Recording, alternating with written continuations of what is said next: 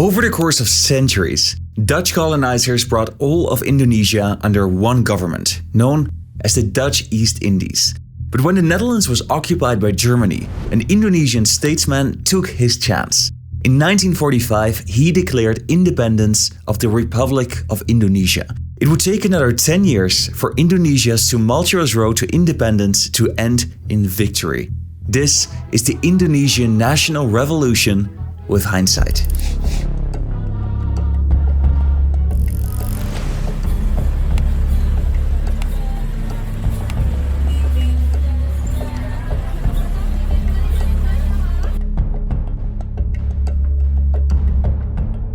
In 1927, Sukarno established the Indonesian National Party with friends from college. They advocated independence and were against imperialism and capitalism. The German army storms past the border patrols. 2 years after the Netherlands was invaded by Germany, the Dutch East Indies came under attack by the Japanese. It took them less than 3 months to overrun the entire colony. At first, they were welcomed as liberators, but that sentiment wouldn't last. Japan recruited forced laborers, and under their watch, hunger was widespread. This killed over 4 million people under Japanese watch. But the Japanese also trained, armed, and educated Indonesian nationalists, and this set the stage for Indonesia's struggle for independence.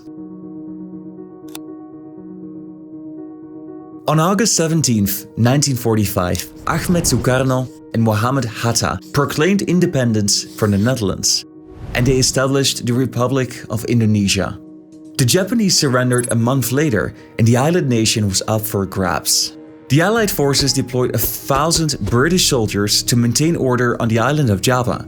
A month later, the Dutch sent in troops and announced that they would not negotiate with the independence leaders, but instead they offered them autonomy within the Kingdom of the Netherlands. This was unacceptable to Sukarno and Hatta, and a day later they declared war.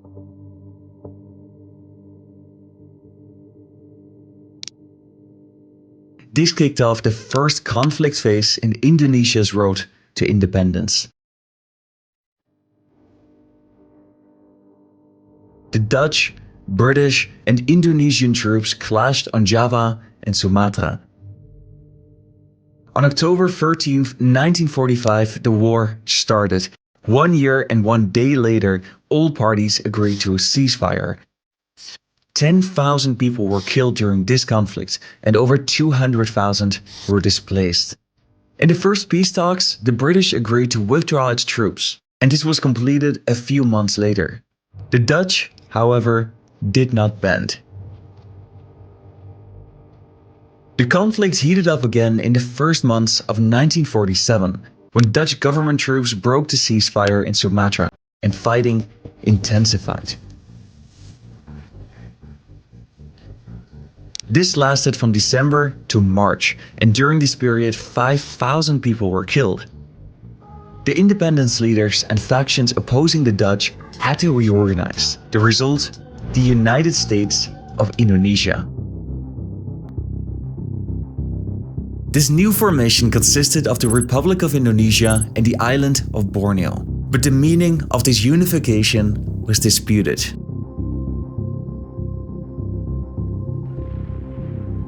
The Netherlands, still recovering from World War II, was weakened and partly therefore showed a willingness to negotiate. The Dutch and the Indonesians negotiated for nearly 14 months, and their peace talks culminated towards the end of 1946.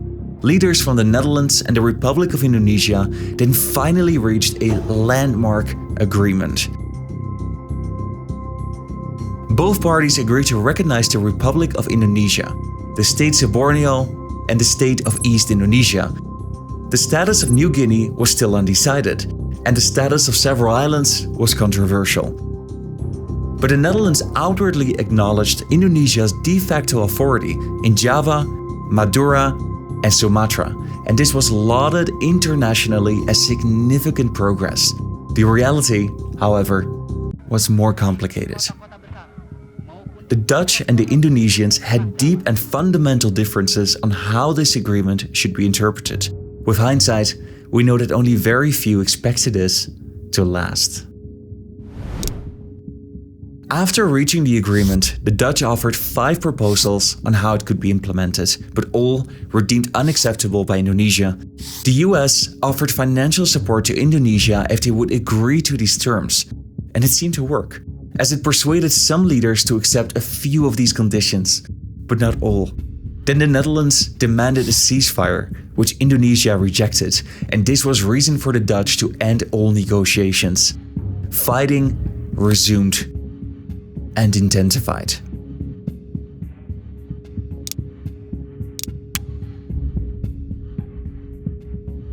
A few weeks after the conflict had reignited, governments of Australia and India brought the matter to the United Nations. They sent observers to monitor the conflict on the ground.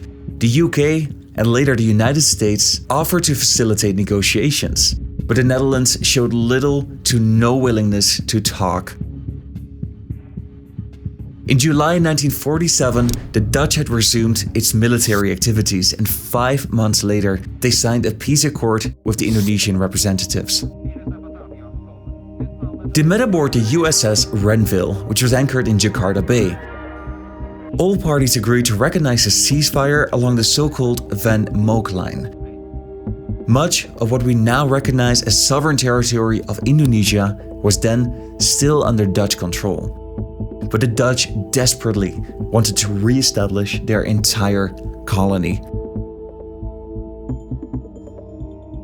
Little under a year after all parties had promised a ceasefire, the Dutch made a series of military advances. They aggressively fought to gain control over major cities on Sumatra and Java, and by the end of 1949, they had gained the upper hand on both islands.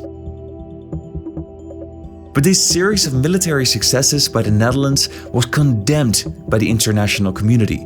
The League of Arab Nations voiced support for Indonesia and demanded that the Netherlands would retreat. The UN Security Council continued to order ceasefires, which the Dutch ignored every single time. Then the United States, who had been a powerful ally of the Dutch and who sought to defend its trade relations through Dutch authority in the region, made a critical decision to withdraw its support. This made the Dutch fragile and willing to negotiate. The United Nations formed a new council in January 1949. They mediated negotiations in The Hague, and later that same year, on December 27, 1949, Indonesia finally gained its independence.